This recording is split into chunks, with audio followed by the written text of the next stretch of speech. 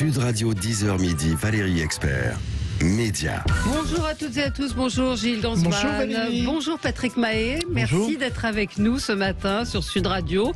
On est ravis de vous recevoir, vous êtes le nouveau patron de Paris Match, alors l'ancien nouveau patron parce que c'est un magazine que vous connaissez très très bien, vous êtes un grand homme de presse, hein. Vous avez dirigé Paris Match pendant de nombreuses années, vous avez également dirigé Télé 7 jours et vous êtes revenu à la direction du magazine il y a quelques semaines tout juste, vous êtes venu ce matin avec le numéro qui est en kiosque aujourd'hui, Adieu au Bogdanov. C'est un très très beau document que vous publiez, une enquête de François Delabarre qui est très émouvante parce qu'on parle des derniers moments, on parle de leur vie, enfin vous nous en parlerez un petit peu mieux. Et puis on va dire tout ce qui est Paris Match, des hors-séries, cet album également 1950-2000, 50 ans de vie et d'émotion. Et c'est vrai, c'est l'album des Français et que c'est vrai quand on le feuillette, on se rend compte que Paris Match, c'est la vie des Français.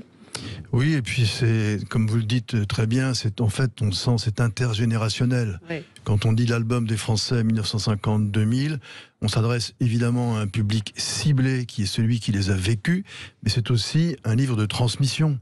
Parce que ce soit les parents, les grands-parents, les enfants ou les petits-enfants, ils découvrent un demi-siècle en fait d'histoires qui ont concerné leur famille, qui ont concerné leur pays, et par l'image, par le texte, les deux, découpés en 14 thématiques qui font qu'on revisite entièrement pendant 50 ans ce qu'a été la vie de ce pays. Oui, on retrouve la famille de Monaco, les familles princières, les stars, l'habitat des Français. Enfin, on va en reparler dans un instant. Gilles, la question du jour. La question du jour, elle concerne notre invité. Évidemment, Paris Match. Alors, le Paris Match, peut-être d'avant, comment était-il? Comment vous percevez Paris Match? On vient juste de poser la question à nos auditeurs. On leur a fait 3 propositions. Le photo-reportage, c'est un des rares magazines où la photo est évidemment très présente. Un magazine People ou un hebdo d'actualité. Pour l'instant, pour nos auditeurs, c'est un magazine People à 77%. Ensuite, le photoreportage à 18% et un hebdo d'actualité seulement 5%. Mais on vient juste de mettre la question en ligne. C'est un petit peu tout ça, Paris Match, non? C'est d'abord ce qu'on appelle en anglais, évidemment, un peu d'anglais pour une fois, rarement, un picture magazine. Pourquoi? Parce que ce magazine a été créé un peu dans le style de Life aux États-Unis. C'est-à-dire que c'est un magazine qui est fait pour raconter des histoires. Ces histoires sont portées par des personnalités ou par des anonymes, quand des drames explosent, par exemple. Et donc, c'est tout à fait un journal d'images. C'est aussi un grand journal de photoreportage, car les photoreporters ont payé gravement le tribut à l'actualité. Nous en avons fait d'ailleurs un numéro hors-série, Héros et reporters de guerre. Héros et reporters de guerre, dans lequel on voit les reporters qui, d'ailleurs, en première ligne, se sont exposés depuis, on va dire, les années de la guerre d'Indochine jusqu'aux années des guerres actuellement en Libye, par exemple, ou en Syrie. Ceux qui sont tombés récemment, je pense à Jean-Pierre Pedrazzini, un des héros des années 50, jusqu'à un photographe connu qui travaillait aussi pour nous, souvent Rémi Hochlik, qui est tombé en Syrie. Donc le photoreportage est extrêmement présent. Et on le voit bien encore dans le numéro de cette semaine que vous avez évoqué, parce que le reportage qui a été fait en Birmanie, un Noël en enfer. C'est la destruction de villages catholiques, d'ailleurs, des Karenni. Il y a les Karen et les Karenni, à ne pas tout à fait confondre dans les ethnies de Birmanie. Là, les photos sont saisissantes. Il fallait être là pour les prendre. On voit ces villageois rassemblés, dont certains vont être conduits à des exécutions capitales. C'est affreux. C'est du grand reportage. On fait aussi du grand reportage différents dans l'Iran d'aujourd'hui, par exemple, où on découvre même des stations de ski aux portes de Téhéran. Ça, c'est du grand reportage. Mais de nos jours, c'est des photoreporters français ou c'est plus de l'achat de photos à l'étranger, où il y a encore une équipe en France ou des agences françaises qui sont encore vives là-dessus. C'est les deux. Le but numéro 1 de la rédaction, c'est de présenter des choses qui sont plus insolites que d'autres, qui sont plus originales, et donc on va chercher toujours dans le monde entier ce qui peut saisir, ce qui peut saisir et capter l'intérêt des gens. Je pense par exemple aux Twin Towers quand elles sont tombées. Évidemment que là c'était des photographes du monde entier et beaucoup d'Américains, mais aussi des Français présents. Notre correspondant permanent à New York à l'époque, Romain Clergeat, a été pris dans une tempête de suie, de tout ce qui est tombé des Twin Towers, a fait ses photos avec ses petits smartphones, et du coup ça devient des documents rares. Donc voilà, donc c'est un... ce journal est ouvert à tous ceux qui peuvent apporter ce fameux poids des mots quand ils ont des choses à dire, et ce fameux choc des photos, qui peut parfois être du chic des photos d'ailleurs, et ce qui concerne les personnalités. Absolument, et à découvrir encore une fois dans ce numéro des photos incroyables des Bogdanov en particulier, et ce récit qui est fait de leur fin de vie. Ce récit, on peut en parler parce qu'en effet, c'est vrai que François Delabarre était très au fait de la maladie. Quand les Bogdanov ont été atteints, il les fréquentait, il avait fait un peu d'alpinisme avec Igor peu de temps avant, et donc il a su très bien, très rapidement, le 11 décembre ou le 10 décembre, quand Igor est sorti fiévreux d'une pharmacie, quand il est resté en contact uniquement avec son frère Grishka, c'était tout, qu'il avait fermé les écoutilles pour que plus personne ne l'approche, alors que sa sœur Véronique venait à Paris depuis Bordeaux lui apporter son premier manuscrit, son premier livre édité. Il y avait une fête de prévue, ça a été annulé. Igor a été hospitalisé. Le lendemain de Grishka, qui l'a convaincu de venir à l'hôpital. Ils étaient à 2 chambres d'écart et ils communiquaient entre eux. À 2 chambres d'écart. Et à un moment même, Grishka fait savoir qu'il avait un plateau repas qui était très, qui allait pas. Et Igor lui a dit, mais je te fais porter le mien. Trop tard, il était déjà intubé. Donc François Delabarre a vécu... il y a un des frères qui a su que l'autre frère était intubé. Alors ça, il a su. C'est la question que je me suis posée. Il l'a su, puisque en fait, il y a eu cette histoire de plateau repas qu'il devait lui apporter, qu'il n'a pas pu prendre. Donc du coup, bien entendu, c'est Igor qui l'a apporté à Grishka, qui est parti le premier. Il est parti le 28 décembre, Grishka, et Igor 6 jours plus tard. Et donc ce récit est incroyable, parce qu'on parle même de l'immortalité qu'ils essayaient de cultiver eux-mêmes, un peu comme des mutants qu'ils étaient devenus. Donc vous parliez des photos, on les a choisis à plusieurs époques pour montrer leur évolution physique d'ailleurs, un et peu puis des leur petits famille, playboys au début.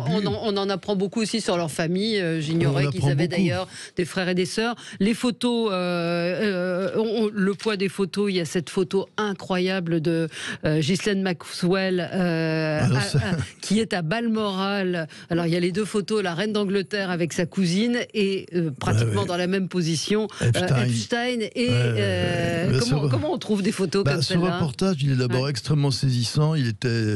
Ça fait un certain temps que nous étions dessus. Nous avons un bureau à New York avec un correspondant qui s'appelle Olivier O'Mahony, qui est très très vigilant et qui travaille énormément là-dessus. Donc ça fait un moment déjà qu'il cherchait ces photos. La plus étonnante du reportage, c'est celle qui fait l'ouverture, où on voit Ghislaine Maxwell dans l'avion privé qui s'appelait, le surnom de l'avion privé était le Lolita Express. Incroyable, sur l'expression quand même. Lolita Express. Et on voit Ghislaine Maxwell qui masse le pied d'Epstein dans cet avion entre ses seins. C'est une photo qui résume tout. En fait, s'il n'y avait qu'une photo qui devait tout résumer avant même qu'on sache comment Ghislaine Maxwell pervertissait en fait les jeunes filles au service d'Epstein, cette photo résume tout. Ça, c'est du choc de photos d'ailleurs. C'est quoi une bonne photo pour faire la une de match? Oui, puis comment on l'a choisi? Je crois que c'est votre obsession permanente, non, la une? C'est une obsession permanente. Dès qu'un numéro est bouclé le mardi à 13h, par exemple, en gros, la question de 13h01, c'est mais quelle couverture pour la semaine prochaine? Alors évidemment, quand on regarde l'histoire des couvertures, on sait que les records de couverture de vente ont été établis il y a déjà longtemps. Par exemple, le voyage de la reine d'Angleterre que vous évoquiez à Paris après son couronnement en 57 a battu tous les records. Mais Match à l'époque, c'était la télé. Il faut se dire que c'était la télévision quelque part. C'était le poids de l'image justement. Cette fulgurance, ça fait 2 231 594 exemplaires vendus. C'est quand même énorme. En 70, naturellement, les obsèques du général de Gaulle. Bon, mais ça, ce sont les événements d'actualité. Pour le reste, il faut que les gens aient des choses à dire. Oui, pardon, on va vous donner un verre d'eau. Mais il faut que les gens aient des choses à dire pour justifier. Mais la une en elle-même, elle est évidemment décisive sur les ventes, parce que d'un numéro à l'autre, vous voyez des fluctuations très très importantes. La une est un point d'appel. Ouais. Celle de Nicolas Hulot, par exemple, parce que vous avez fait un très gros coup avec Nicolas Hulot il y a quelques semaines. Il y avait eu Éric Zemmour, mais vous n'étiez pas encore, non, je crois. Différemment. Vous l'auriez faite, celle d'Éric Zemmour? Mais oui, absolument. Oui, absolument. Je ne vois pas pourquoi nous ne l'aurions pas faite. Il y avait une bonne explication sur sa conseillère particulière qui était donc qu'il fallait présenter, et ça devenait un élément important du débat actuel. Bon, oui, bien entendu. Ça va vous coûter Maintenant, cher. On ne sait pas, ça, on verra bien. Vous vous en fichez? On ne se fiche jamais de rien, mais bon, c'était pas l'objet, en fait. L'objet, c'était de donner une information, et cette photo était très intéressante. Donc, je ne sais pas si je l'aurais publiée. Oui, je pense que oui. Je suis même quasiment certain. Pour Nicolas Hulot, pour répondre précisément à la question de Valérie, expert, eh bien, oui, ça a bien marché. Mais il y avait vraiment un sujet de grand intérêt qui était l'omerta sur ce genre d'affaires, qui ne concerne pas que Nicolas Hulot d'ailleurs, il y en a d'autres, mais en tout cas celle-là était particulière, et la photo était très intéressante. Pourquoi? C'était un gros plan qui donnait de la lecture. Nous avions le choix, alors c'est intéressant pour répondre à votre question précisément, nous avions le choix entre une photo expressive dans laquelle on peut lire des choses, un regard par exemple, là c'était le cas, ou une photo où il était surpris, par exemple, dans les rochers en Bretagne, à Saint-Lunaire, en train de réfléchir, de penser à ce qui lui arrivait, etc. Bien entendu, la tentation aurait pu être de prendre cette photo-là, parce qu'elle était un élément d'information intéressant d'un gars paumé, perdu dans ses rochers, etc. Seul. Nous avons préféré le gros plan pour la lecture de la photo, en se disant que, par exemple, les femmes directement concernées par ce sujet pouvaient se dire: mais pourquoi ce type avait-il ce pouvoir de séduction en dehors du pouvoir tout court? Donc il y avait une lecture de la photo. Est-ce qu'il y a des photos secrètes dans la photothèque de Paris Match qui n'ont jamais été publiées pour des raisons politiques ou autres? Est-ce que vous avez connaissance de photos qui sont des petits trésors? Il y a des trésors, effectivement, qui sont depuis longtemps, ce qu'on a au coffre, depuis des années. Alors ça peut être dans des faits divers, par exemple, ça peut être des victimes dont les photos ne sont pas publiables, mais qu'il a fallu bloquer pour éviter peut-être que d'autres même s'en emparent ou les exploitent mal. Et des photos politiques? Il peut y en avoir, il y en a un peu dans toutes, mais il y en a dans tous les domaines, dans la vie. Paris Match, c'est le reflet de la vie.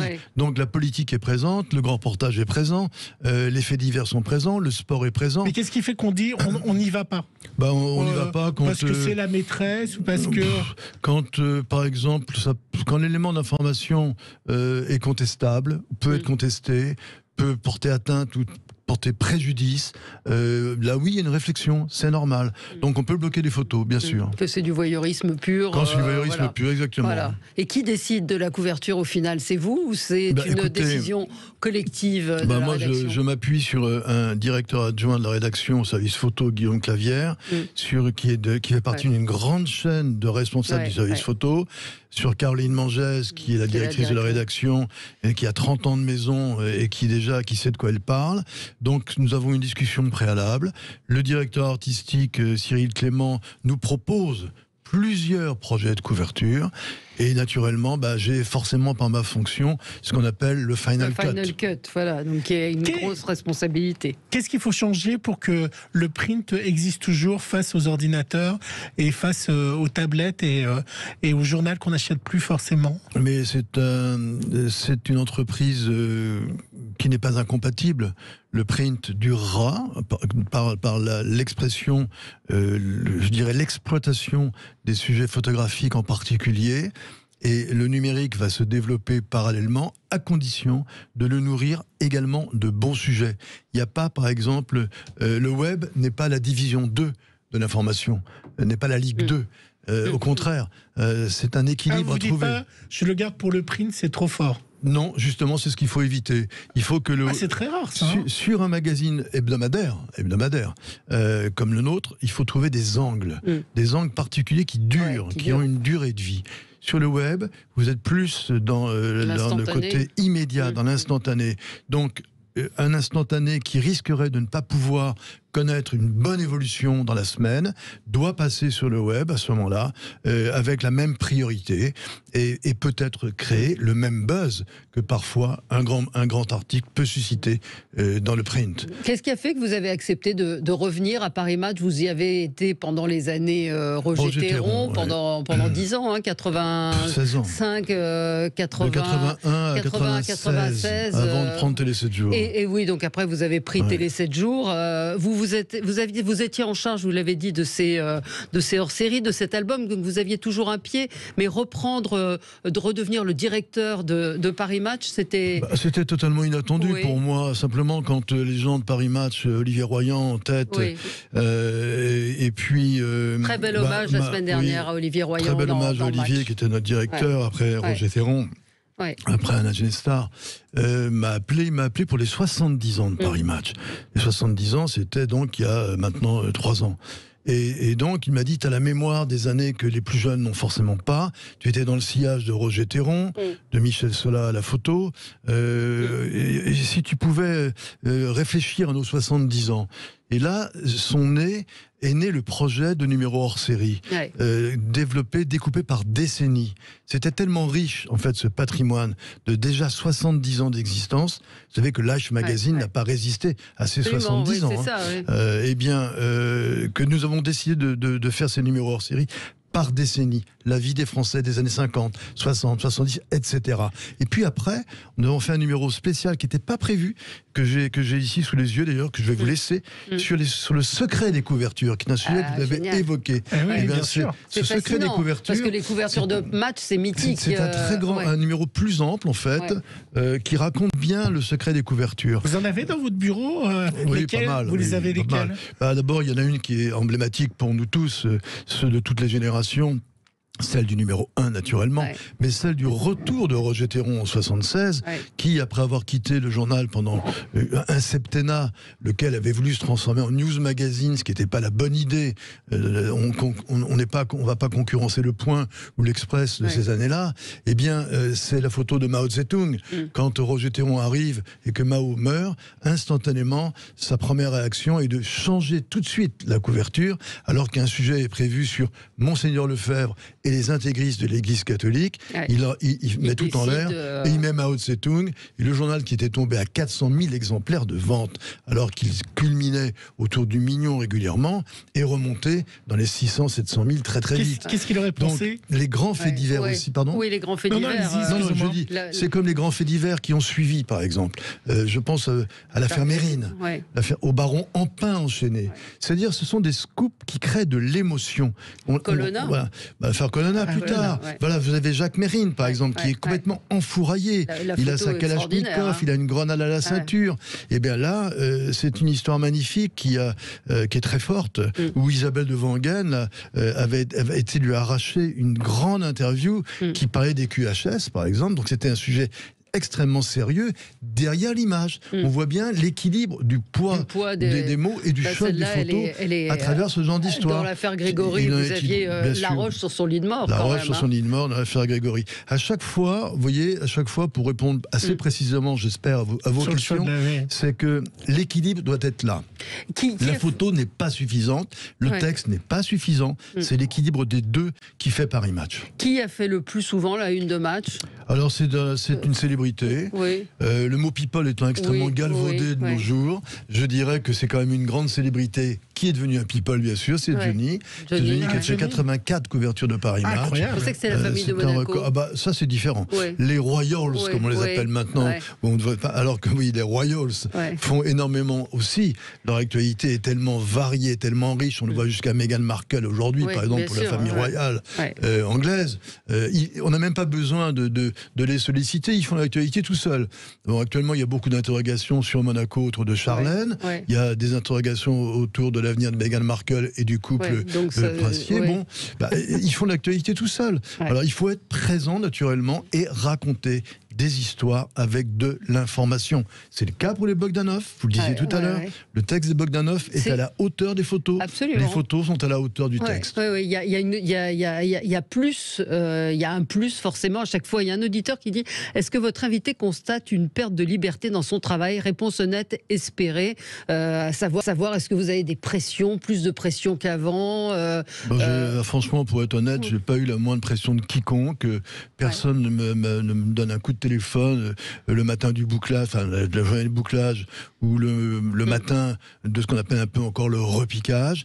La liberté est totale. Mais pour rebondir sur notre auditeur, qu'est-ce que vous, et puis qu'est-ce qu'aurait pensé Roger Théron sur la défiance des journalistes qu'on ne croit plus? Mais ça, cette défiance, elle remonte déjà à plusieurs années. Je crois qu'il y a eu beaucoup... D'abord, il y a les réseaux sociaux qui sont, que moi j'appelle parfois des réseaux asociaux, font beaucoup de dégâts par rapport à ça, parce que chacun est dans une libre parole, une libre expression, mais quelquefois qui n'est pas maîtrisée, qui va trop loin. Dans la presse, auparavant, vous avez toujours eu quand même des rédacteurs en chef, des rédactions en chef qui savaient maîtriser justement les sujets, alors que par ce déferlement un peu d'informations ou de déformations instantanées, on s'y perd. On s'y perd. De plus, les commentaires sur des commentaires rajoutent aux commentaires, et du coup, on n'est plus toujours dans l'information, mais dans l'excès de commentaires. C'est ce qui fait que la parole des journalistes est parfois dévaluée. En revanche, la loi du terrain, justement, doit rendre à la presse, doit rendre aux journalistes la loi du terrain, le témoignage. Je prends l'exemple du témoignage pendant les hôpitaux.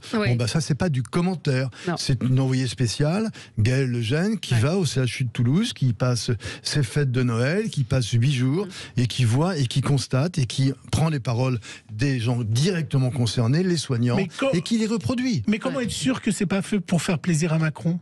Oh, ça n'a aucun rapport. Ça. Macron, on n'est pas concerné par Macron dans cette histoire. On est concerné par. C'est ce que dit notre auditeur, d'être appelé, d'être manipulé par le pouvoir. Je réponds à votre auditeur, qui a bien fait d'ailleurs de poser la question, parce que ça permet d'y répondre. Eh bien non, naturellement que non. On ne peut pas imaginer, quand on boucle le journal le lundi, que le président de la République va dire ce qu'il a dit hier matin aux Parisiens. Nous, on a bouclé notre journal depuis le lundi. Et on est depuis 8 jours dans l'hôpital de Toulouse en train de travailler sur les soignants, sur les antivax ou sur les non-vaccinés, pour pas faire d'amalgame non plus entre les antivax et les non-vaccinés, c'est pas la même chose. Vous avez passionné nos auditeurs et nous aussi, on a zappé le zapping, comme on dit, parce qu'on a commencé à parler. Il y a quelle est l'interview dont vous êtes le plus fier, la photo la plus marquante pour vous. Il y en a. Écoutez, moi je vais conseiller à nos auditeurs déjà d'acheter le numéro de match, qui est on dit match de Paris Match, qui est en kiosque, parce que c'est un numéro très riche, qui est en kiosque aujourd'hui, très riche. Cette photo alors on est à la radio, mais il y a une photo qui est extrêmement forte, juste cette photo de cette infirmière. Non, c'est la chef, c'est la médecin anesthésiste qui a passé la nuit du réveillon. Elle a sur la tête un cotillon en quelque sorte, et elle se masque la main parce qu'elle est épuisée. Et puis il y a ce témoignage très fort de François de Labarre sur la vie en général des Bogdanov, qui étaient-ils, et puis leur fin de vie.